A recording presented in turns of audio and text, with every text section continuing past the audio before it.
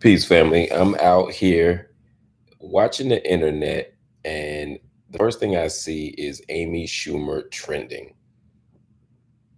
Why is Amy Schumer trending? Well, because she got checked hard by Bernice King, the daughter of Dr. Martin Luther King Jr. If you don't know Amy Schumer, she is a comedian, a very important comedian, maybe one of the most important comedians we've seen in the last couple of decades. A certified star, certified box office, M- Madison Square Garden filling type of comedian.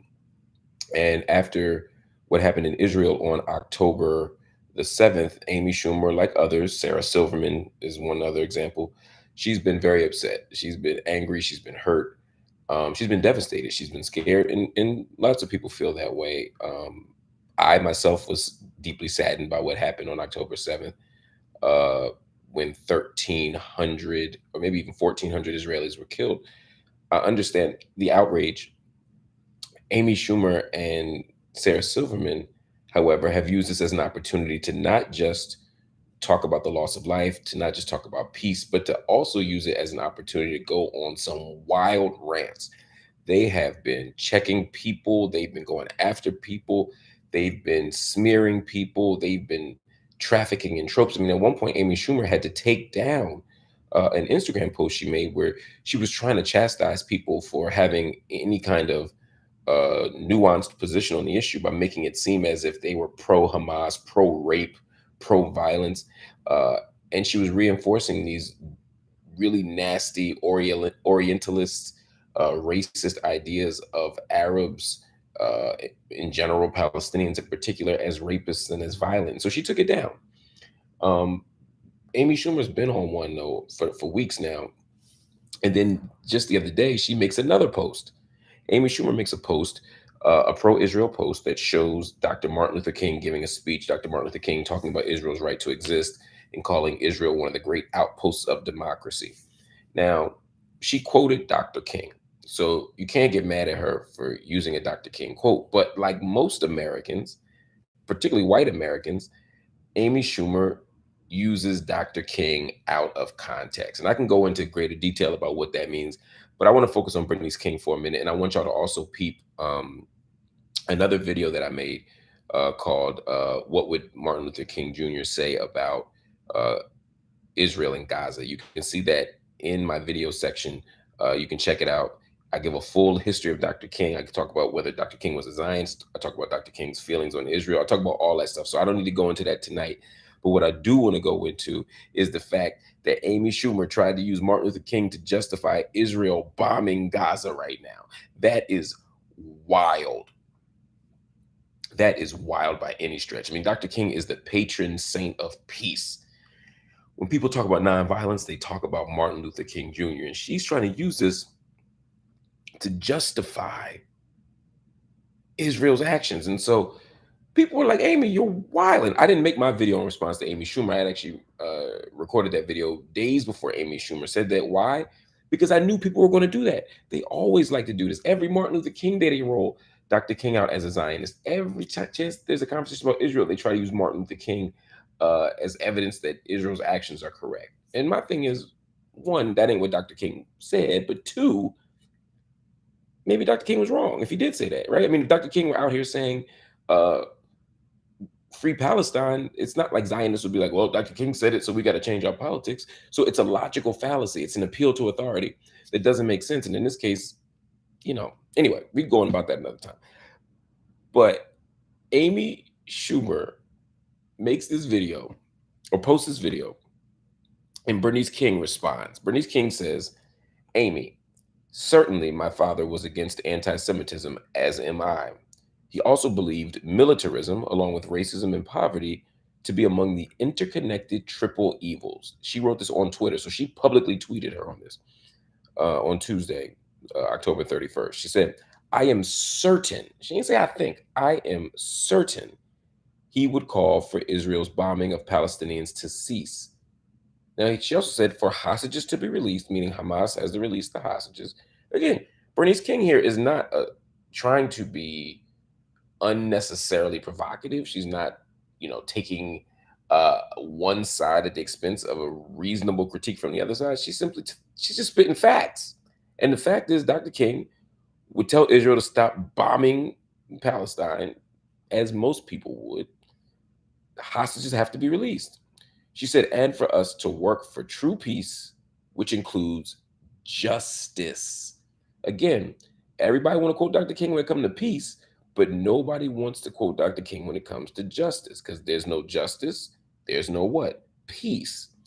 She said, justice at its best is love, correcting everything that stands against love. We have much to correct. Right? She also shared a video clip of Martin Luther King Jr. discussing the Vietnam War, where he said the U.S. should withdraw troops and have, quote, moral power. So again, Dr. King speaking out against militarism, speaking out against violence. She also told, this is my favorite part, she told Amy Cooper to read a book called Where Do We Go From Here? Chaos or a Community. That's Dr. King's book that he published. Um, she said, I mourn with all who are mourning. I know that we can't afford to diminish and dehumanize each other if we are truly committed to ridding humanity of the triple evils and to freedom from oppression for all. So basically, Bernice King said, Amy Schumer, stop misrepresenting my family. Stop misrepresenting my father. Dr. King would not be supporting this madness that's going on right now. Now, some of y'all, and again, I made a whole video on Dr. King and Israel Gaza. You can check it out in my video section. But look, I'll just say this. Dr. King absolutely said in a speech that even if Jewish people had the sufficient power to stand up for themselves without help, he would still stand up for them because fighting anti-Semitism is necessary. He said, I would do the same thing for Catholics. I would do the same thing for any group. Dr. King believed that we have to fight for justice no matter what, that fighting and loving and working toward the beloved community is a value in and of itself.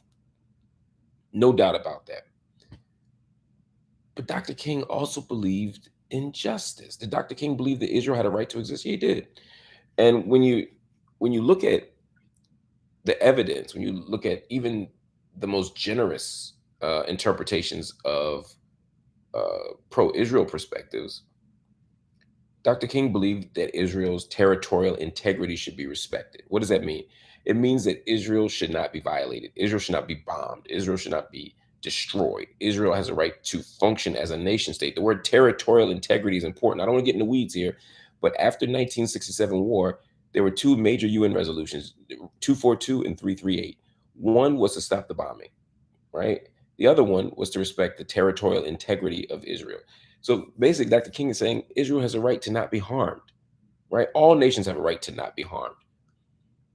That's what he meant by right to exist. He was speaking very specifically to 242 and 338. This is a consistent battle for the last 5 decades in foreign policy, particularly Middle East policy. But when people say Israel has a right to exist now, they're not just talking about Israel having a right to safety and security, as all nations do, or to a right to sovereignty, as all nations do. They're talking about the right to exist as a Jewish state, or a right to exist as a state that is not of all of its citizens. And that's what, in 2023, if Dr. King were alive, I suspect he would be saying, nah, we can't co sign that. You can't have a state that's not a state of all the citizens. You can't have a state that doesn't represent the interests of all people. And so to say that Dr. King would just be pro-Israel and supporting Israel's right to exist, that doesn't seem to be evidenced by anything. Dr. King was against violence. He was against racism. Dr. King would not be supporting admissions boards in northern Israel, in the Galilee, saying that you can live here if you fit the ethnic and cultural fabric of the neighborhood, meaning that if you don't, you can't live there. He would not be supporting a nation state where people who are of one ethnic group get treated better than people of another ethnic group. I mean, Dr. King absolutely wouldn't support that, just like he wouldn't support apartheid South Africa, just like he didn't support any nation state that was racist. So Amy Schumer using Dr. King is troublesome.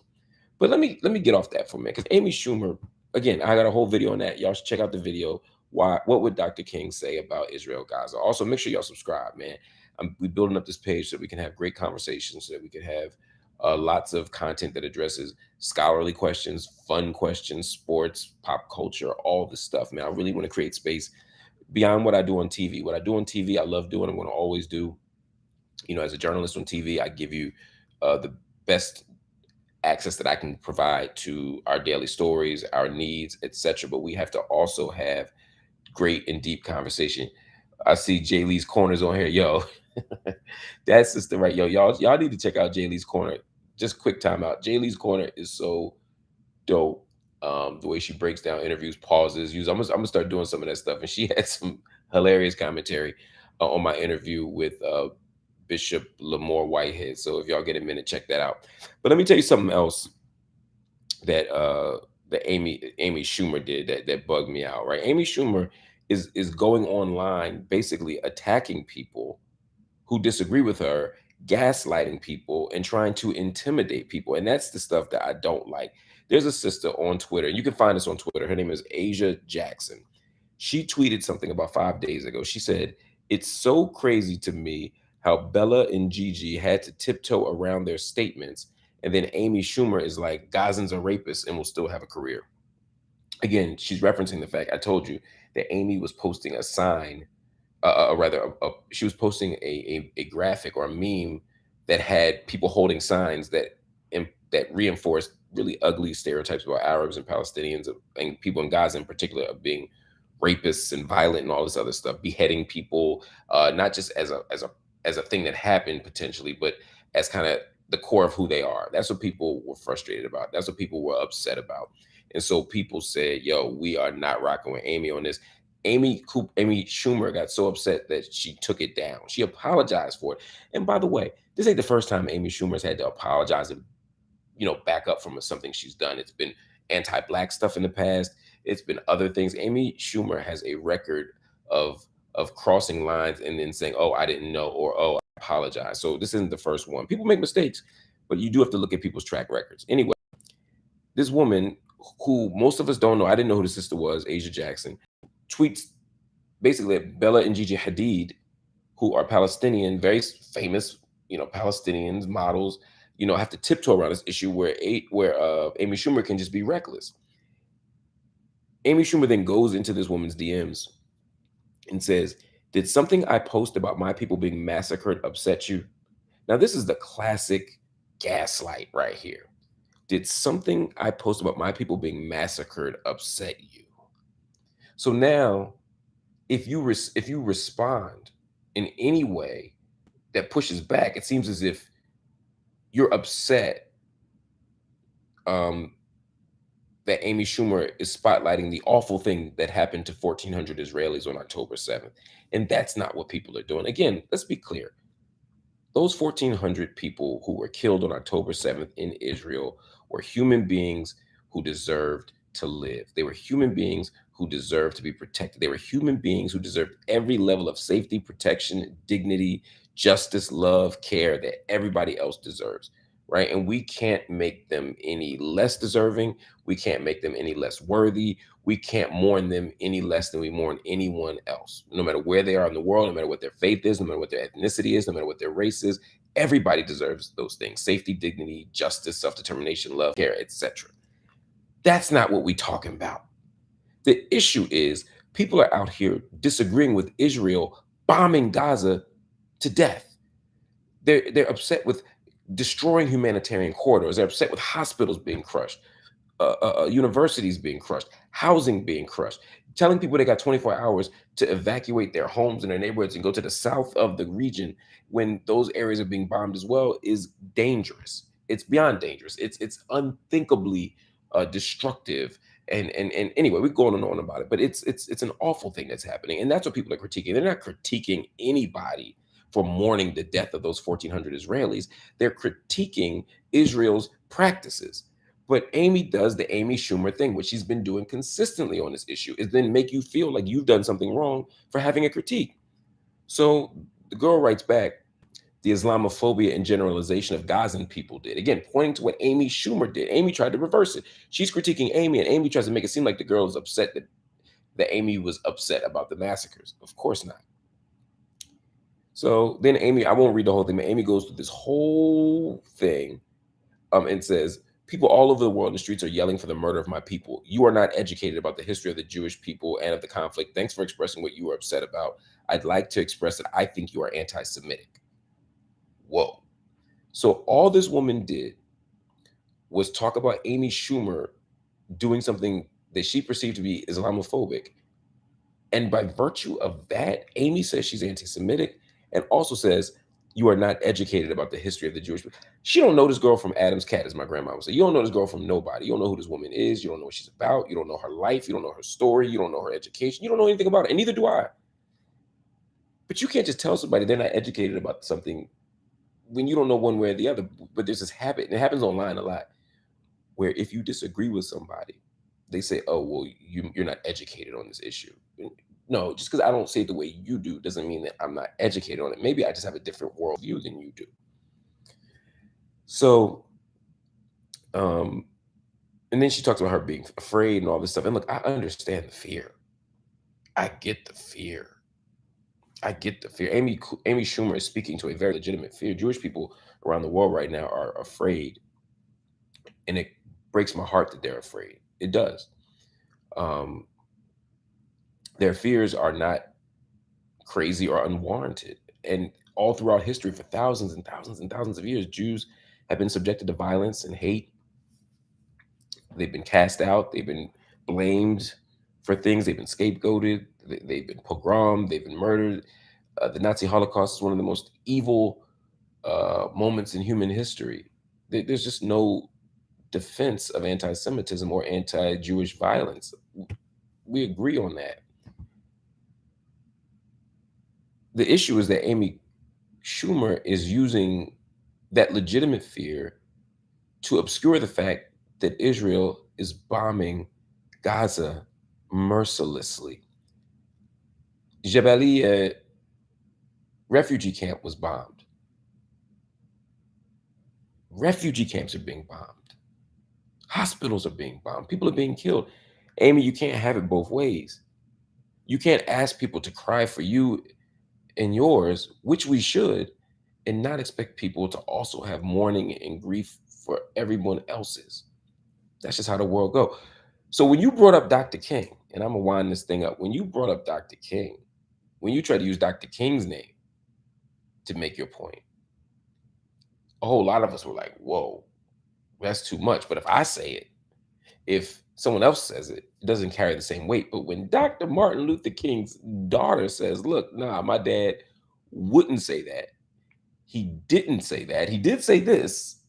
And also, honey, read this book. You'll learn something. Chef's kiss. I couldn't be happier with that with that breakdown. So shout out to Bernice King, who's always thoughtful and careful and humble and wonderful. Uh, and also Amy Schumer. Look, no beef over here. I just want you to understand that there's a lot of harm happening in the world right now, and it's not just happening to you. And there's a lot of healing that needs to happen. There's a lot of justice work that needs to happen before the healing can happen. There's a lot of justice work that has to happen before the peace can happen. Let's all struggle and fight toward justice instead of, as Dr. King would say, right? We shouldn't be turning on each other. We should be turning to each other. Anyway, y'all, hit the subscribe button. Make sure you follow the channel. Make sure you spread word and check out my other video.